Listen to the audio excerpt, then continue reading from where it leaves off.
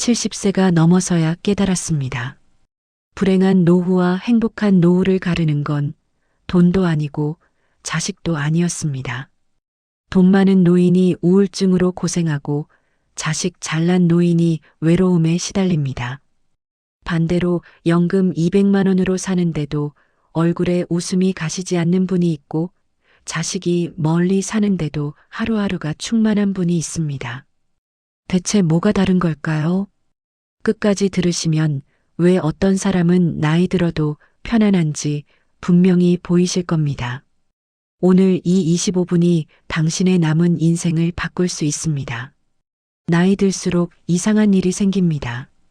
젊었을 때는 친구가 많았는데 이제는 연락할 사람이 손에 꼽히고 자식들은 저마다 바쁘다고 하고 배우자마저 말이 통하지 않을 때가 있습니다.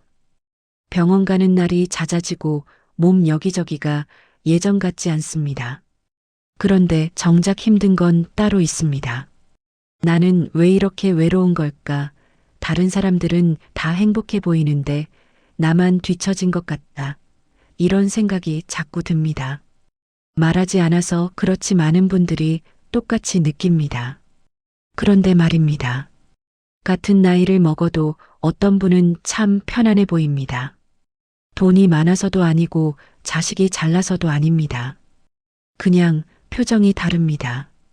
오늘 이 이야기는 그 편안함의 정체가 무엇인지에 대한 것입니다. 노후에 가장 팔자 좋은 사람들에게는 공통점이 하나 있습니다. 바로 혼자서도 괜찮은 사람이라는 것입니다. 이 이야기를 끝까지 들으시면 지금 당신이 느끼는 불안의 정체를 알게 될 것이고 오늘 저녁부터 어떻게 살아야 할지 선명하게 보이기 시작할 겁니다. 왜 같은 나이를 먹어도 어떤 사람은 편안하고 어떤 사람은 불안할까요? 이 질문에 대한 답은 우리가 생각하는 것보다 훨씬 가까이에 있습니다. 60대가 넘으면 세상이 달라집니다. 몸이 달라지고 관계가 달라지고 하루의 리듬이 달라집니다. 아침에 일어나면 허리가 먼저 아프다는 걸 느끼고 계단을 오르다 숨이 차고 이름이 잘 기억나지 않습니다. 젊었을 때는 아무것도 아니었던 일들이 이제는 조금씩 버겁습니다. 그런데 더 큰 변화는 따로 있습니다. 바로 사람입니다. 자식들은 점점 바빠집니다. 명절에도 얼굴 보기 힘들고 전화해도 나중에 다시 할게요 하는 말이 늘어납니다. 친구들은 하나둘 아프거나 세상을 떠나거나 연락이 뜸해지고 배우자와는 말이 줄어들고 같은 공간에 있어도 각자의 시간을 삽니다. 그렇게 하루의 절반 이상을 혼자 보내게 됩니다. 여기서 길이 두 갈래로 갈라집니다. 많은 분들이 이 혼자 있는 시간을 견디지 못합니다. 왜냐하면 평생을 누군가를 위해 살았기 때문입니다. 남편을 위해, 아내를 위해, 자식을 위해, 부모를 위해. 내 시간, 내 감정, 내 욕구는 늘 뒤로 미뤄졌습니다. 그렇게 살다 보니 정작 나 자신과 마주할 시간이 없었습니다. 나는 무엇을 좋아하는가? 나는 어떤 사람인가? 나는 어떻게 살고 싶은가? 이런 질문을 해본 적이 없습니다. 그래서 혼자 남으면 무너집니다. 무엇을 해야 할지 모르고 하루가 텅 빈 것처럼 느껴지고 자꾸만 누군가를 찾게 됩니다. 전화기를 들었다 놨다 하고 자식에게 연락이 오기를 기다리고 친구에게 먼저 연락하기가 부담스러워집니다. 그리고 생각합니다. 나는 왜 이렇게 외로운 걸까? 다른 사람들은 다 괜찮은데 나만 이런가? 하지만 진실은 이렇습니다. 외로운 게 문제가 아닙니다. 혼자 있는 법을 배우지 못한 것이 문제입니다. 그리고 여기에 더 잔인한 진실이 하나 있습니다.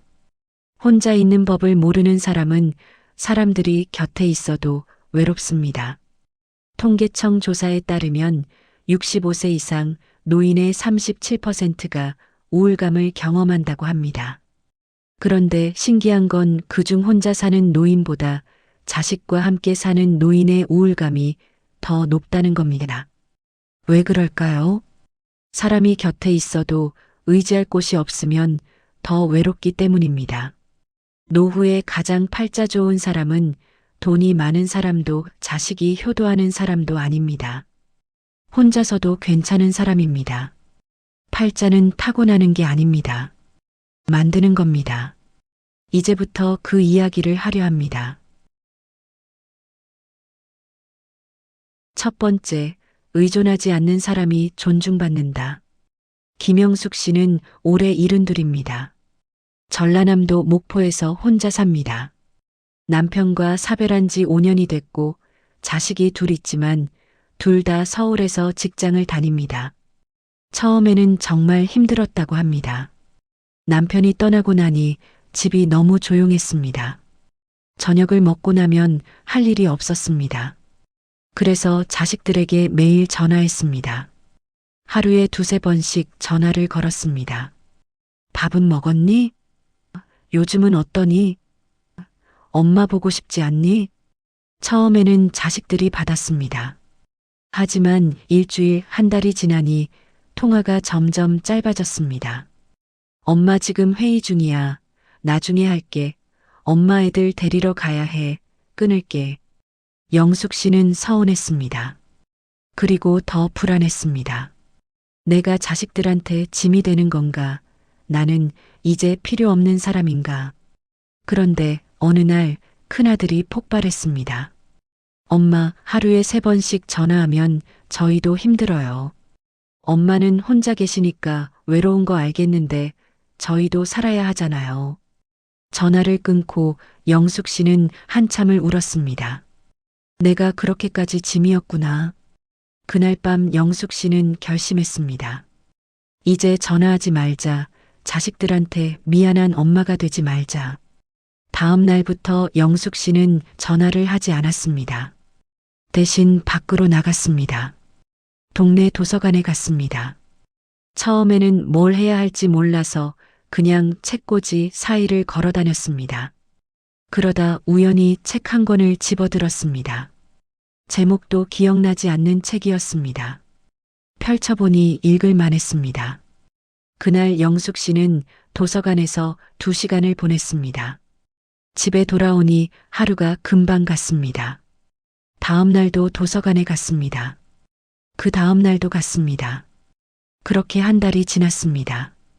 영숙 씨는 한 달 동안 자식들에게 전화하지 않았습니다. 그런데 신기한 일이 일어났습니다.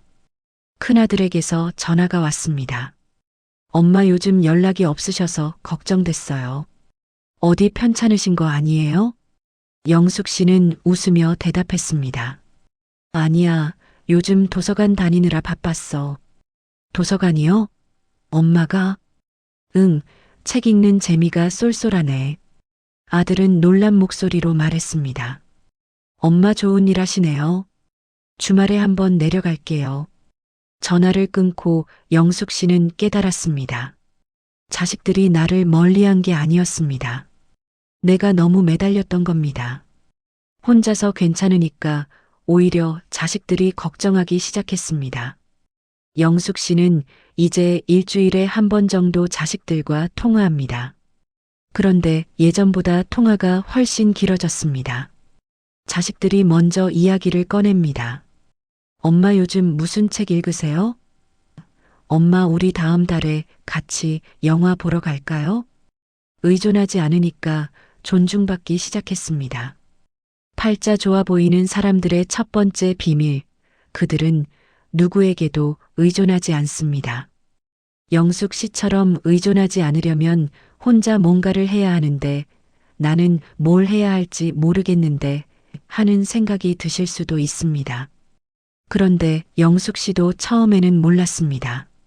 그냥 도서관에 갔을 뿐입니다. 혼자만의 시간을 갖는 것, 그게 다음 단계입니다. 두 번째, 혼자만의 시간을 가진 사람이 깊어진다. 박철수 씨는 올해 68입니다. 부산 해운대에서 삽니다. 퇴직한 지 3년이 됐습니다. 평생을 회사에서 보냈습니다. 아침 일찍 나가서 밤늦게 들어왔고 주말에도 골프 약속, 회식 자리로 바빴습니다. 그렇게 살다가 퇴직하니 갑자기 시간이 너무 많았습니다. 철수 씨는 처음에 친구들을 자주 만났습니다. 일주일에 서너 번씩 만나서 술을 마셨습니다. 그런데 석 달쯤 지나니 이상한 일이 생겼습니다. 만날 때마다 하는 이야기가 똑같았습니다. 회사 이야기, 자식 자랑, 건강 이야기, 정치 이야기, 그리고 술만 마시면 불평만 늘어놓게 됐습니다. 요즘 젊은 것들은 버릇이 없어. 나라가 왜 이 모양이야. 우리 때는 안 그랬는데. 철수 씨는 어느 순간 깨달았습니다. 이건 아니다. 그래서 친구들에게 솔직하게 말했습니다. 미안한데 나 당분간 혼자 좀 있어 볼게. 친구들은 이상하게 쳐다봤지만 철수 씨는 신경 쓰지 않았습니다. 그날부터 철수 씨는 혼자 시간을 보냈습니다. 처음 일주일은 정말 심심했습니다. TV를 봐도 재미없고 뭘 해야 할지 몰랐습니다. 그런데 참았습니다. 그러다 문득 젊었을 때 하고 싶었던 게 떠올랐습니다. 글씨. 철수 씨는 젊었을 때 서예를 배우고 싶었습니다. 하지만 바빠서 못했습니다. 이제라도 해볼까? 철수 씨는 문방사호를 샀습니다. 붓, 먹, 벼루, 종이, 그리고 유튜브로 글씨 쓰는 법을 찾아봤습니다.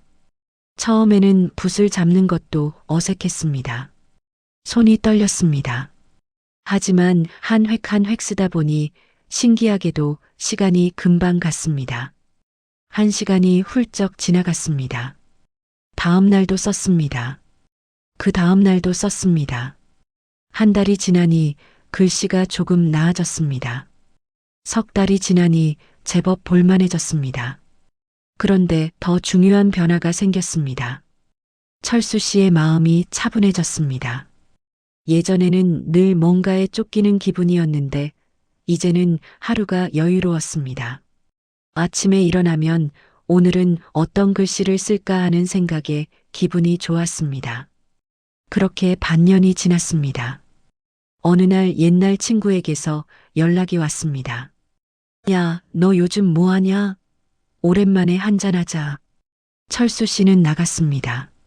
친구들을 만나니 반가웠습니다. 그런데 예전과는 다른 느낌이었습니다. 친구들은 여전히 똑같은 이야기를 했습니다. 정치 이야기, 불평, 자식 자랑. 하지만 철수 씨는 그 이야기에 끼어들지 않았습니다.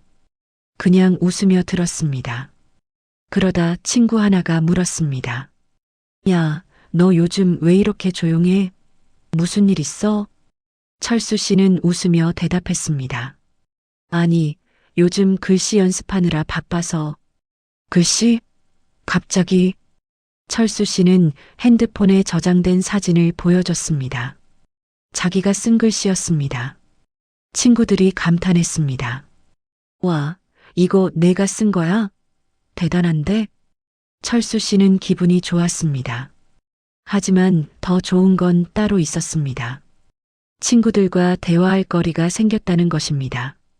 예전에는 맨날 똑같은 이야기만 했는데 이제는 새로운 이야기를 할 수 있었습니다. 친구 하나가 말했습니다. 나도 뭔가 배워볼까? 철수 씨는 웃으며 말했습니다. 해봐, 재밌어. 혼자만의 시간을 가진 사람은 깊어집니다. 깊어진 사람은 관계도 깊어집니다. 팔자 좋아 보이는 사람들의 두 번째 비밀, 그들에게는 자기만의 시간이 있습니다. 혼자 있는 법을 배우고 혼자만의 시간을 갖기 시작하면 다음 단계가 보입니다. 바로 작은 일상이 보이기 시작합니다. 세 번째, 작은 일상을 소중히 여기는 사람이 행복하다. 이순희 씨는 올해 75입니다. 서울 노원구의 작은 아파트에서 남편과 함께 삽니다. 자식이 셋 있지만 모두 결혼해서 나갔고 손주도 5이지만 자주 보지는 못합니다.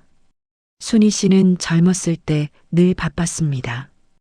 애들 키우느라, 시댁 모시느라, 살림하느라 하루도 쉬지 못했습니다. 그런데 나이가 드니 해야 할 일이 없었습니다. 자식들은 다 컸고 시부모님은 돌아가셨고 살림도 예전만큼 손이 가지 않았습니다. 그래서 순희 씨는 늘 허전했습니다. 나는 이제 쓸모없는 사람인가. 그러다 3년 전 남편이 쓰러졌습니다. 뇌경색이었습니다. 다행히 큰 후유증은 없었지만 한쪽 팔다리가 불편해졌습니다. 순희 씨는 남편을 간병했습니다. 밥 먹이고 씻기고 재활운동 돕고 하루하루가 힘들었습니다. 처음 6개월 동안은 솔직히 원망도 됐습니다. 왜 하필 우리가 이제 좀 편하게 살 수 있을 줄 알았는데 그런 생각이 들 때마다 마음 한편이 무거웠습니다. 그러던 어느 날 병원 복도에서 혼자 우는 할머니를 봤습니다. 간호사가 위로하고 있었는데 순희 씨는 그 옆을 지나가다 우연히 대화를 들었습니다. 그 할머니는 남편이 세상을 떠난 지 1년이 됐는데 아직도 일주일에 한 번씩 병원에 와서 남편이 입원했던 병실 앞을 서성인다고 했습니다. 간병할 때는 힘들어 죽는 줄 알았는데 이제 없으니까 더 힘드네요. 남편한테 밥이라도 먹여줄 수 있었을 때가 차라리 행복했어요. 순희 씨는 그 말을 듣고 가슴이 철렁했습니다.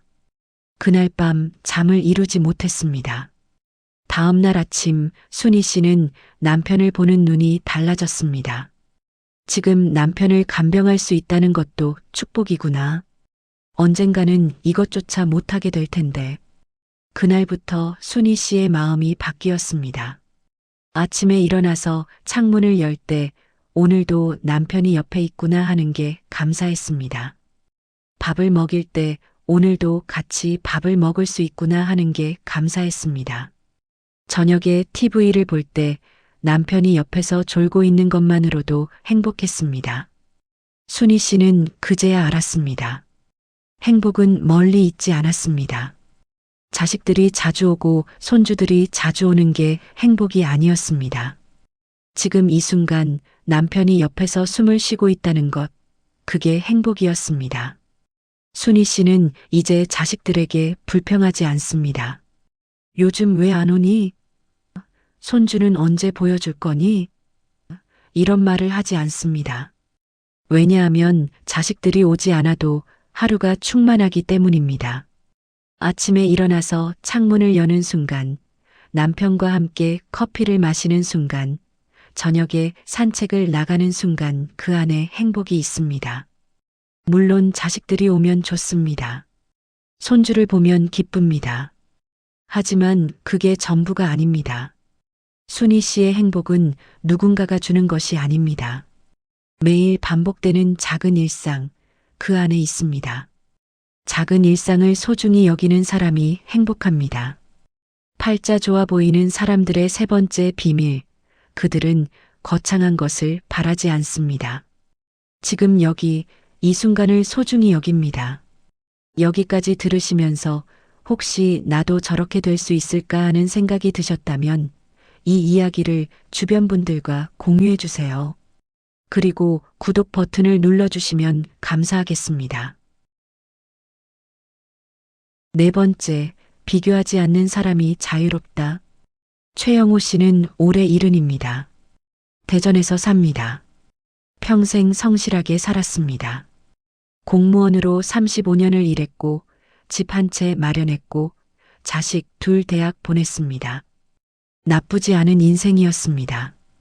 그런데 나이가 드니 자꾸 다른 사람과 비교하게 됐습니다. 동창 모임에 가면 누구는 사업해서 강남에 빌딩을 샀고 누구는 자식이 의사가 됐고 누구는 해외여행을 1년에 서너 번씩 다닙니다. 영호 씨는 그런 이야기를 들으면 마음이 불편했습니다. 나는 뭐 한 게 없네. 나는 왜 이렇게 평범하게 살았을까? 그래서 집에 돌아와서도 기분이 안 좋았습니다. 아내에게 짜증을 냈습니다. 다른 사람들은 다 잘 사는데 우리만 이 모양이야. 아내가 말했습니다. 우리도 괜찮게 사는데 뭐가 불만이에요? 집도 있고 연금도 나오고 건강한데 영호 씨는 대답하지 못했습니다. 사실 불만은 없었습니다. 그냥 다른 사람과 비교했을 뿐입니다. 그런 날들이 반복됐습니다. 그러던 어느 날 영호 씨는 병원에 갔습니다. 건강검진을 받으러 갔는데 대기실에서 옛날 직장 동료를 만났습니다. 김 과장이었습니다. 영호 씨보다 2살 어렸고 퇴직할 때 큰 기업으로 이직해서 돈을 많이 번 사람이었습니다. 영호 씨가 늘 부러워하던 사람이었습니다. 김 과장님, 여기 왜 왔어요? 김 과장은 힘없이 웃었습니다. 암 검사 받으러 왔어요. 암이요? 네. 3년 전에 발견됐는데 재발했나 봐요. 이번 주에 입원해야 할 것 같아요. 영호 씨는 할 말을 잃었습니다. 김 과장이 조용히 말을 이었습니다. 최 과장님은 건강하셔서 좋겠어요. 저는 돈은 좀 벌었는데 이제 쓸 데가 없네요.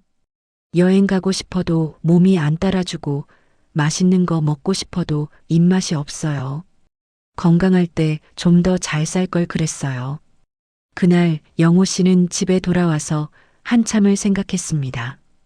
김 과장은 돈도 많고 집도 크고 자식도 잘 됐습니다. 하지만 지금 암과 싸우고 있습니다. 영호 씨는 돈은 별로 없지만 건강합니다. 아침에 일어나면 산책을 갈 수 있고 저녁에 아내와 함께 밥을 먹을 수 있습니다. 내가 얼마나 복받은 사람인가. 영호 씨는 그제야 알았습니다. 다른 사람과 비교하면 끝이 없습니다. 누구는 돈이 많고, 누구는 자식이 잘 됐고, 누구는 건강하고, 누구는 배우자가 착합니다. 모든 걸 다 가진 사람은 없습니다. 그리고 무엇보다 다른 사람의 인생은 내 인생이 아닙니다. 저 사람은 저 사람 인생이고 나는 내 인생입니다. 영호 씨는 그날 이후 달라졌습니다. 동창 모임에 가도 다른 사람 이야기를 듣지만 예전처럼 비교하지 않습니다. 저 사람은 저렇게 사는구나. 나는 이렇게 사는 거고. 그렇게 생각하니 마음이 편해졌습니다. 영호 씨는 이제 동창 모임에서도 웃습니다. 진심으로 친구들을 축하합니다. 야, 내가 잘 됐으니 내가 다 기쁘다. 그리고 집에 돌아와서 아내와 저녁을 먹습니다. 오늘 친구들 만났는데 다들 잘 살더라고. 그래요? 다행이네요. 우리도 괜찮지? 그럼요. 우리도 참 잘 사는 거예요. 영호 씨는 웃습니다. 비교하지 않으니 자유로워졌습니다. 누가 뭐라고 하든 내 인생은 내 것입니다. 팔자 좋아 보이는 사람들의 네 번째 비밀, 그들은 다른 사람과 비교하지 않습니다. 자기 인생을 삽니다. 5번째, 몸을 움직이는 사람이 마음도 건강하다. 정미자 씨는 올해 69입니다. 인천 부평구에서 남편과 삽니다. 5년 전까지만 해도 미자 씨는 매일 우울했습니다. 남편은 하루 종일 TV만 보고 자식들은 연락도 잘 안 하고 친구들은 하나둘 아파서 만나지 못했습니다. 미자 씨는 집에만 있었습니다. 나가기가 귀찮았습니다. 몸도 무겁고 마음도 무거웠습니다. 아침에 일어나면 오늘도 뭐하지 하는 생각에 한숨이 나왔습니다. 그렇게 2년을 보냈습니다. 그러다 어느 날 미자 씨는 병원에 갔습니다. 허리가 아파서였습니다. 의사가 말했습니다. 허리 디스크가 왔어요. 운동을 안 하셔서 그래요. 매일 30분씩 걸으세요. 지금 안 하시면 5년 후엔 걷지도 못하게 됩니다. 미자 씨는 그 말이 무서웠습니다. 다음 날부터 아침에 일어나서 30분 걸었습니다. 처음에는 정말 힘들었습니다. 10분만 걸어도 숨이 찼습니다. 하지만 참았습니다. 일주일, 2주일, 한 달이 지났습니다. 한 달쯤 지나니 몸이 조금 가벼워진 것 같았습니다. 아침에 일어날 때 덜 아팠습니다. 계단을 오를 때 숨이 덜 찼습니다. 그리고 신기한 건 마음도 달라졌습니다. 예전에는 아침에 일어나기가 싫었는데 이제는 일어나서 걸을 생각에 기분이 좋았습니다. 걷다 보니 동네 사람들과 인사하게 됐습니다. 어머, 매일 걸으시네요? 네, 요즘 운동하고 있어요. 저도 같이 걸어도 될까요? 미자 씨는 웃으며 대답했습니다. 그럼요.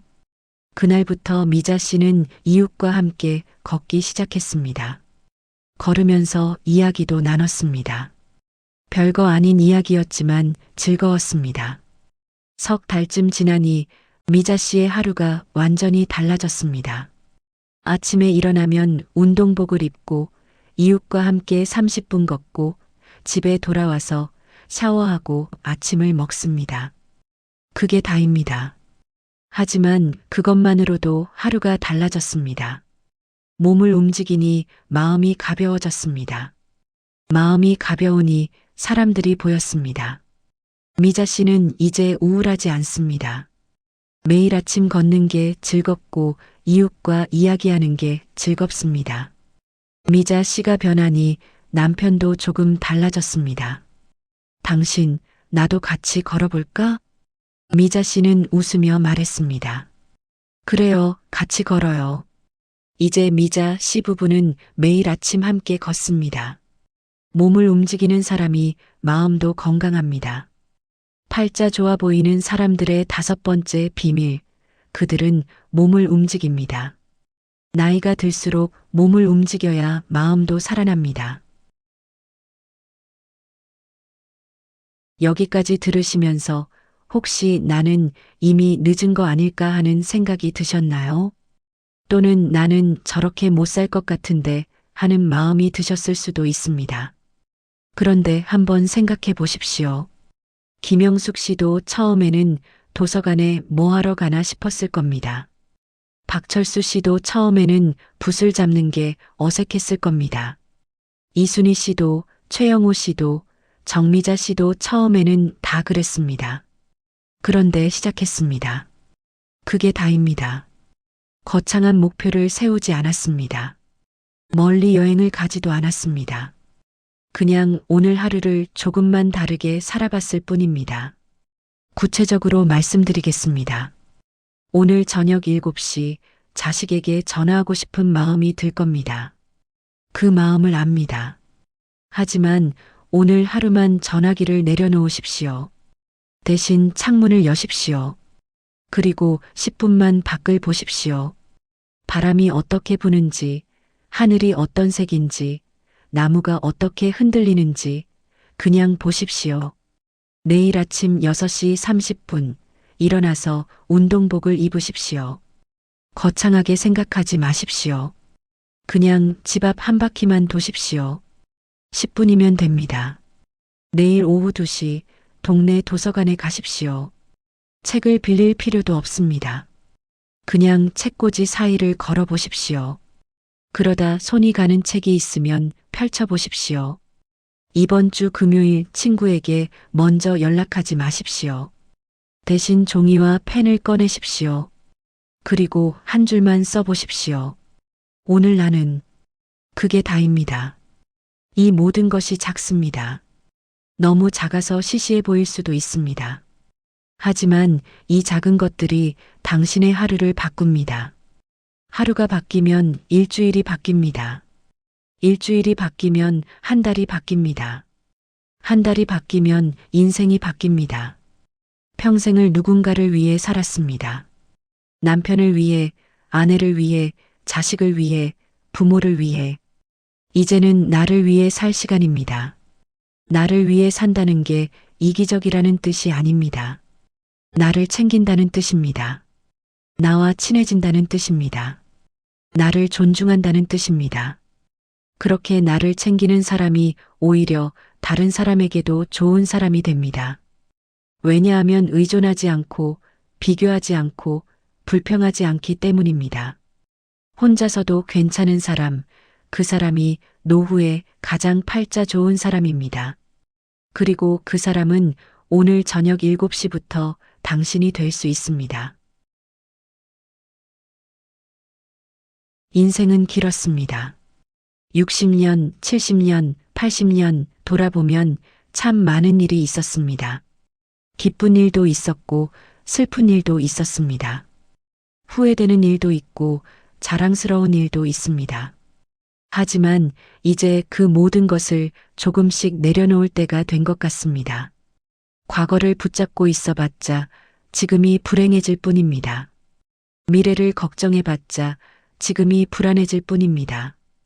지금 이 순간 당신은 살아 있습니다. 숨을 쉬고 있고 햇살을 느낄 수 있고 따뜻한 차 한 잔을 마실 수 있습니다. 그것만으로도 충분합니다. 혼자서도 괜찮은 사람이 되는 법, 그건 멀리 있지 않습니다. 오늘 저녁 7시 전화기를 내려놓고 창문을 여는 것, 내일 아침 6시 30분 운동복을 입고 집 밖으로 나가는 것, 그게 시작입니다. 그러면 노후는 외롭지 않습니다. 노후는 불안하지 않습니다. 오히려 평생 중 가장 평화로운 시간이 될 수 있습니다. 팔자는 타고나는 게 아닙니다. 만드는 겁니다. 여기까지 함께 걸어주셔서 고맙습니다. 오늘 하루 당신에게 작은 평화가 찾아오기를 바랍니다. 그리고 기억하십시오. 당신의 팔자는 오늘 저녁 7시부터 바뀝니다.